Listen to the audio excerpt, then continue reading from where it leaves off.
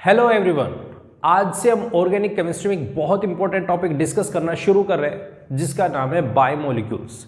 Topic बहुत ज़्यादा कुछ ज़्यादा लेंथी नहीं है, कुछ ज़्यादा बड़ा नहीं है, लेकिन अगर यदि आपको इसकी अच्छे से समझ हो जाती है तो ये बहुत ज़्यादा स्कोरिंग भी है और बहुत ज़्यादा इंपॉर्टेंट भी है। आज की जो वीडियो होगी उसमें हम डिस्कस करेंगे बेसिक इंट्रोडक्शन के बारे में, बायोमोलिक्यूल्स किनको बोलते हैं या कौन कौन से जो कॉम्प्लेक्सेस हैं जिनको हम बायोमोलिक्यूल्स बोलते हैं, जिनके बारे में हम स्टडी करते हैं, उन सब के बारे में हम डिस्कस करेंगे। ठीक है, तो ध्यान से देखिएगा, ध्यान से समझिएगा और बहुत ज़्यादा इंपॉर्टेंट वीडियो है। तो अगर यदि वीडियो पसंद आए तो इसे लाइक, कमेंट और शेयर भी कीजिएगा और साथ में चैनल को अगर यदि सब्सक्राइब नहीं किया है तो प्लीज़ चैनल को सब्सक्राइब जरूर कीजिएगा। ठीक है, तो शुरू करते हैं हम। सबसे पहले बायोमोलिक्यूल्स होते क्या हैं, किनको बोलते हैं बायोमोलिक्यूल्स, इस चीज को समझना है। जैसे अगर यदि हम बात करते हैं अपने पूरे यूनिवर्स की, जो हमारा यूनिवर्स है, जिसको अगर यदि हम बात कहें कि इसमें बहुत सारी चीजें प्रेजेंट है, जिसमें लिविंग भी हैं, नॉन लिविंग भी हैं, इनमें लिविंग थिंग्स भी हैं, नॉन लिविंग थिंग्स भी हैं। तो जितने भी लिविंग थिंग्स हैं, भाई नॉन लिविंग है उन पे तो कोई फर्क पड़ना ही नहीं है, वो तो एज इट इज है, उन पे कोई चेंजमेंट नहीं आ रहा है। लेकिन अगर यदि हम बात करते हैं लिविंग थिंग्स की, तो जितने भी लिविंग ऑब्जेक्ट्स प्रेजेंट है हमारे यूनिवर्स में, इन सभी को जरूरत होती है ग्रोथ की, मेंटेनेंस की। भाई ये ग्रो करने की कोशिश करते हैं, अपने आप को बड़े करने की कोशिश करते हैं। जैसे हम हैं, पहले हम छोटे थे, फिर धीरे धीरे हमें ग्रो होती है, फिर एज के साथ में चेंजमेंट आते रहते हैं। ठीक है, मेंटेनेंस की जरूरत होती है। मेंटेनेंस का मतलब अगर यदि हमें कोई भी टूट फूट होती है तो उसको रिगेन करना, वापस से हम उसको वापस वैसे ही बन जाना, जैसे कभी कुछ चोट लग गई तो उसके अंदर मेंटेनेंस होना, या हम ये कह सकते हैं रिप्रोड्यूस होना, रिप्रोडक्शन होना। सभी चीज़ों के लिए हमें कोई ना कोई कॉम्प्लेक्सेस की जरूरत होती है। भाई अगर यदि हमें लिविंग थिंग्स है, जो भी लिविंग थिंग्स है, उनको इन सब चीज़ों की जरूरत है। अब वो ये करेंगे तो उसके लिए कुछ न कुछ तो जरूरत होगी ना, किन्हीं की कुछ कॉम्प्लेक्सेस की जरूरत होती है। जिन कॉम्प्लेक्सेस की जरूरत होती है, जिनके बेसिस पे ये सारी चीजें होती है, वो ग्रो करते हैं, वो मेंटेनेंस करते हैं, वो रिप्रोडक्शन करते हैं, वगैरह वगैरह, बहुत सारी चीजें हैं। उन कॉम्प्लेक्सेस को हम बायोमोलिक्यूल्स बोलते हैं। बात समझ में आई? कॉम्प्लेक्सेस, कौन से कॉम्प्लेक्सेस? जो हेल्प करे, जिनकी जरूरत होती है, जो बेसिक नीड है हमारी, उन सभी को हम बायोमोलिक्यूल्स बोलते हैं। अब ये बायोमोलिक्यूल्स हम किस फॉर्म में लेते हैं? ऐसा तो है नहीं कि कुछ भी पड़ा है उसी को हम बायोमोलिक्यूल्स कहते हैं, नहीं, सबका अपना अलग अलग रोल है। कैसे? देखो, अगर यदि हमारे पास में बायोमोलिक्यूल्स में बात करते हैं तो हमारे पास इनके सबसे इंपॉर्टेंट, जैसे हम खाना खा रहे हैं तो कार्बोहाइड्रेट्स के फॉर्म में हम बायोमोलिक्यूल्स ले रहे हैं, बायोमोलिक्यूल्स ले रहे हैं, कार्बोहाइड्रेट्स। जैसे हम प्रोटीन्स लेते हैं, प्रोटीन्स का मतलब एमिनो एसिड्स की फॉर्मेट में जो छोटे छोटे पॉलीमर चेन होती है, इनके बारे में हम अलग अलग स्टडी करेंगे। वो प्रोटीन्स होते हैं, न्यूक्लिक एसिड्स होते हैं, ठीक है, विटामिन्स होते हैं,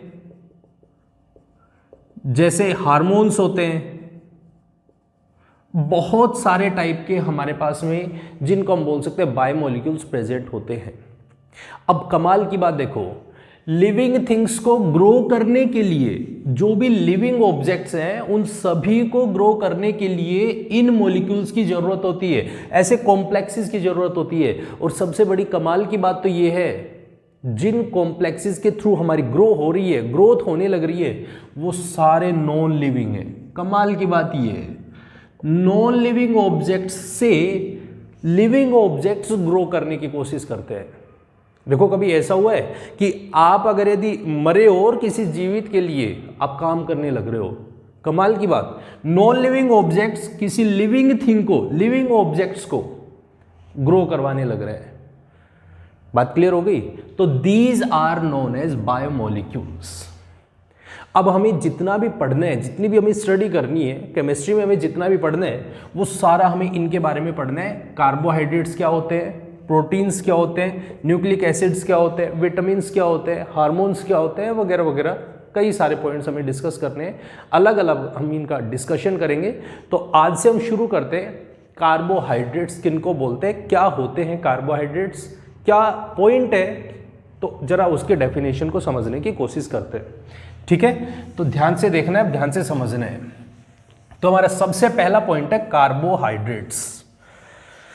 अगर यदि हम इसके नाम को ही तोड़ने की कोशिश करें, कार्बोहाइड्रेट्स, अगर यदि हम इनके नाम को तोड़ने की कोशिश करें, कार्बोहाइड्रेट्स के बारे में दो अलग अलग डेफिनेशंस दी गई, दो अलग अलग बातें बोली गई। एक जो पुरानी बात बोली गई थी, ओल्ड डेफिनेशन, जिसको हम ये कह सकते हैं जो पुराने टाइम में दी गई थी, जो बताया गया था, वो ये कि इसके नाम है, जो ये नाम है, इस नाम को डिसोसिएट करो, और जैसे आप इस नाम को डिसोसिएट करोगे तो ये बनेगा कार्बो प्लस हाइड्रेट्स। मतलब एक चीज क्लियर हो गई, कार्बो मतलब कार्बन और हाइड्रेट्स मतलब वाटर। मतलब हमारे पास में दो चीजों के कॉम्बिनेशन से बने, एक तो कार्बन से और दूसरा वाटर से। मतलब ऐसे कॉम्प्लेक्सेस, ऐसे मॉलिक्यूल्स जो कार्बन के हाइड्रेट्स से बने हो, कार्बन के हाइड्रेट्स से बने हो, these are known as carbohydrates. मतलब यहां से एक सिंपल सा फॉर्मूला दिया गया कि जो भी कॉम्प्लेक्सेस इस फॉर्मेट में मिलेंगे, जो कॉम्प्लेक्सेस इस फॉर्मेट में मिलेंगे, भाई कार्बन है, कार्बन का कोई भी कॉम्प्लेक्स हो, कोई भी कंपोनेंट हो सकते हैं, कितने भी नंबर हो सकते हैं, 2 कार्बन, 3 कार्बन, 5 कार्बन, 6 कार्बन, साथ में H2O जो उसका हाइड्रेट की फॉर्म में होगा, उसका कोई भी नंबर हो सकता है, that are known as carbohydrates. Examples लिए गए, एग्जाम्पल में बताया गया भाई C6H12O6, बहुत अच्छा एग्जाम्पल था। ग्लूकोज का बहुत अच्छा एग्जाम्पल था। ग्लूकोज के बारे में बोला गया, देखो जरा इसको डिसोसिएट करके देखते हैं क्या ये बनाता है। बिल्कुल भाई, देखो C6H12O6 है, मैंने H2O की फॉर्म में लिखना है, यहाँ से 6 कॉमन ले लेते हैं तो हमने लिख दिया इसको CH2O6। बहुत बढ़िया भाई, बिल्कुल ये तो सेटिस्फाई कर रहा है, इसकी कंडीशन को भी सेटिस्फाई कर रहे हैं, और अगर कंडीशन सेटिस्फाई कर रहा है, this is known as carbohydrate. ठीक है, अब जैसे उन्होंने एक एग्जांपल और लिया, C12H22O11। अगर यदि हम सुक्रोज की बात करते हैं तो सुक्रोज भी हमारे पास में कुछ ऐसा ही मॉलिक्यूल होता है। C12 12 कार्बन है, बिल्कुल है, लेकिन H2O की फॉर्मेट में लिखोगे तो H2O होता है हमारे पास में 11। ठीक है भाई, ये भी हमारे पास में बिल्कुल उसी की प्रॉपर्टी रखता है जो कि हमें काम आने वाली है, जो हमारी बॉडी के लिए रिक्वायर्ड होती है। इसकी भी प्रॉपर्टी वैसी ही थी जैसे हमारे पास में कार्बोहाइड्रेट्स की होती है, तो बिल्कुल ये उससे मैच कर रहे हैं। तो मतलब यहाँ तक ये जो पॉइंट था बिल्कुल सही था। कार्बोहाइड्रेट्स मतलब कार्बन के हाइड्रेट्स, बिल्कुल सही था, यहाँ पे बैठ रही थी बात। लेकिन जब हमने कुछ और ऐसे मॉलिक्यूल्स देखे, कुछ मॉलिक्यूल्स ऐसे भी मिले जिनके पास में हाइड्रेट्स होने की पॉसिबिलिटी नहीं थी, लेकिन फिर भी वो कार्बोहाइड्रेट्स की कंडीशन रख रहे थे, और कुछ मॉलिक्यूल ऐसे थे जिनके पास में ये फॉर्मूला तो बन रहा था लेकिन वो फिर भी कार्बोहाइड्रेट की प्रॉपर्टी शो ही नहीं कर रहे थे। जैसे उसका एग्जांपल समझते हैं, जैसे इसी डेफिनेशन के कुछ लिमिटेशंस देखे गए, हम ये कह सकते हैं इसके कुछ लिमिटेशंस थे। अब वो लिमिटेशंस क्या क्या थे जरा उसको समझ लेते हैं। जैसे हमने पढ़ा है ऑर्गेनिक केमिस्ट्री में एल्डेहाइड, हमने पढ़ा है, बहुत अच्छे से पढ़ा है, एल्डेहाइड पढ़े, बिल्कुल। हमने कार्बोक्सिलिक एसिड भी पढ़े हैं, ठीक है। तो एक एग्जाम्पल लिया गया एल्डेहाइड का जिसका नाम आप जानते हो फॉर्मल्डेहाइड। फॉर्मल्डेहाइड का फॉर्मूला क्या होता है? HCHO होता है, आप सब जानते हो, बहुत अच्छे से जानते हो। फॉर्मल्डेहाइड होता है HCHO, और HCHO को अगर यदि मैं लिखूं तो हमारे पास में यही होता है फॉर्मूला। और अगर यदि मैं इसको कॉम्पैक्ट फॉर्म में लिखूं तो C, 2 H है, एक ऑक्सीजन है, CH2O, C1H2O, और ये भी 1 है। लेकिन जब देखा गया कि ये जो मॉलिक्यूल है ये भी तो कार्बन और हाइड्रेट से मिलके बने, कार्बन प्लस हाइड्रेट, लेकिन इसके अंदर तो कोई प्रॉपर्टी नहीं है कार्बोहाइड्रेट की। ये तो कार्बोहाइड्रेट के फॉर्मेट जैसा है, दिख रहा है, लेकिन इसकी प्रॉपर्टी कार्बोहाइड्रेट की है ही नहीं, ये इतना रिक्वायर्ड है ही नहीं। जैसे कार्बोक्सिलिक एसिड में हमने एसिटिक एसिड का फॉर्मूला पढ़ा है, बिल्कुल भाई, एसिटिक एसिड का फॉर्मूला पढ़ा है हमने। एसिटिक एसिड का फॉर्मूला होता है C2, अगर यदि मैं इसको कॉम्पैक्ट फॉर्म में लिखूंगा तो C2H3H1 मतलब H4O2, मैं इसको ऐसा लिख सकता हूं। और ऐसे लिखने के बाद में अगर यदि मैं इसको और हाइड्रेट की फॉर्म में लिखूंगा तो H2O का 2। देखो जरा, ये भी बिल्कुल भी सेटिस्फाई नहीं कर रहे हैं इस कंडीशन को। जो ये मॉलिक्यूल बने कार्बोहाइड्रेट तो है, लेकिन इसकी प्रॉपर्टी कार्बोहाइड्रेट जैसी नहीं है। तो इसका मतलब ये हो गया कि ये जो डेफिनेशन है जिसको हम बोल रहे हैं कार्बन प्लस हाइड्रेट, तो ये रॉन्ग है। ये चीज इसको सेटिस्फाई नहीं करती। मतलब ये जो डेफिनेशन हमने दी है, ये डेफिनेशन पूरी तरीके से सेटिस्फाइड नहीं है। कुछ ऐसे एग्जाम्पल्स भी थे, ध्यान से समझना इस चीज को, कुछ ऐसे भी एग्जाम्पल्स थे जिनके बेसिस पे ये फॉर्मूला नहीं बन रहा था। हाइड्रेट्स नहीं थे, हाइड्रोजन्स एक्स्ट्रा भी थे। जैसे हम उसका एग्जाम्पल समझते हैं, जैसे हमारे पास में है रेहमनोज, एक एग्जाम्पल बनता है। जैसे हमारे पास में डीऑक्सीराइबोज, ये कुछ ऐसे एग्जाम्पल्स थे जिनके अंदर, जैसे इसका फॉर्मूला अगर यदि मैं लिखूं यहां पे इसके लिए, तो ये होता है C6H12O5। और अगर यदि मैं इसके लिए फॉर्मूला लिखता हूं तो C5H10O और वो 4। एक एग्जाम्पल ऐसा भी है जिनके बेसिस पे अगर यदि मैं इसका फॉर्मूला देखूं तो मैं इसको ऐसा लिख सकता हूं भाई, इस फॉर्मूले को मैं कैसा लिख सकता हूं C6, बिल्कुल भाई। H2O, भाई H2O बनाएंगे तो ऑक्सीजन पे जाके देखेंगे ना, ऑक्सीजन मेरे 5 है, ऑक्सीजन मेरे 5 है, H2O तो 5। देखो जरा H5 मतलब 10, ऑक्सीजन 5 और ये, तो बच गए 2 हाइड्रोजन और एक्स्ट्रा, तभी तो फॉर्मूला बनेगा ये CH12 तभी तो बनेगा। अगर मैं इस फॉर्मूले की बात करता हूं तो इसके अंदर हमारे पास में ये C5H10 है, 4 है, इसका मतलब H2O 4H2। अब देखो जरा इन मॉलिक्यूल्स को देखें हम। अगर यदि हम इन दोनों मॉलिक्यूल्स को देखते हैं तो ये तो एक्स्ट्रा बन गया भाई, ये वाला तो एक्स्ट्रा है और एक्स्ट्रा है, तो इसका मतलब ये तो कार्बोहाइड्रेट नहीं होना चाहिए। इसका मतलब तो यही हुआ ना कि ये कार्बोहाइड्रेट नहीं होना चाहिए, क्योंकि ये उस फॉर्मूले को सेटिस्फाई नहीं कर रहे। लेकिन जब इसकी सारी प्रॉपर्टीज पढ़ी गई, इनकी प्रॉपर्टीज को देखा गया, डिस्कस किया गया, तब हमने पाया कि ये कार्बोहाइड्रेट होते हैं, ये तो कार्बोहाइड्रेट्स होते हैं। और कार्बोहाइड्रेट होते हैं लेकिन इनका फॉर्मूला उससे सेटिस्फाइड नहीं है। इसका मतलब ये है कि जो हमने शुरू में डेफिनेशन पढ़ी है वो डेफिनेशन कहीं ना कहीं गलत है। कार्बोहाइड्रेट्स की डेफिनेशन ये नहीं हो सकती कार्बो प्लस हाइड्रेट्स, नहीं, कुछ और टर्म आएगी इसमें, कुछ और नया वर्ड आएगा इसमें जो इस कंडीशन को सेटिस्फाई करेगा और इस डेफिनेशन को क्लियर करेगा। तो जरा उस डेफिनेशन को समझने की कोशिश करते हैं कि कार्बोहाइड्रेट्स की एक्चुअल में क्या डेफिनेशंस होनी चाहिए, क्या डेफिनेशन होनी चाहिए, क्या पॉइंट होना चाहिए। तो जरा उस पॉइंट को समझते हैं। तो सबसे पहले ये बोला गया कार्बोहाइड्रेट वो मॉलिक्यूल्स हैं, ध्यान से समझना अब इस चीज को, कार्बोहाइड्रेट्स वो कंपाउंड्स हैं या वो कॉम्प्लेक्सेस हैं जो कि होते हैं ऑप्टिकली एक्टिव। पहला पॉइंट बहुत बहुत बहुत इंपॉर्टेंट पॉइंट, और वो ये ऑप्टिकली एक्टिव होते हैं। मतलब ये है, पहले ये मीनिंग समझते हैं हम, ऑप्टिकल एक्टिव का मीनिंग क्या है।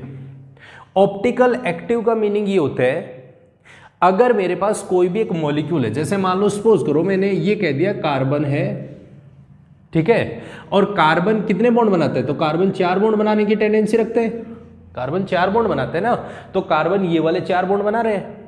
और अगर कार्बन 4 बॉन्ड बना रहे हैं तो इस कार्बन के ऊपर, ये जो कार्बन है, इस कार्बन के ऊपर सारे कार्बन, इस कार्बन के ऊपर सारे बॉन्ड, जैसे ये वाला बॉन्ड है ए, ये वाला बॉन्ड बी, ये सी, ये डी, तो इस कार्बन पे जुड़े हुए चारों के चारों बॉन्ड डिफरेंट होने चाहिए।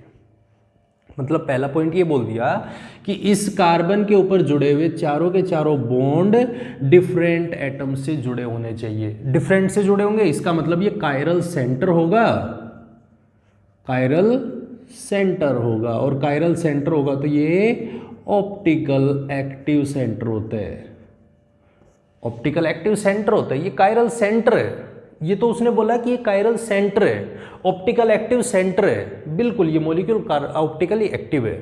लेकिन अगर यदि मैं बात करता हूं यहां पे, तो कार्बोहाइड्रेट्स के बारे में ये बोला गया कि सबसे पहली चीज तो ऑप्टिकली एक्टिव होना चाहिए। अब वो ऑप्टिकल एक्टिव किस टर्म में रिप्रेजेंटेशन करते हैं, किस तरीके से दिखाते हैं, जरा उसको समझ लेते हैं। अब हमारे पास में कार्बोहाइड्रेट्स में एक कार्बन तो हो नहीं सिरा, उसके अंदर तो एक लंबी चेन होती है।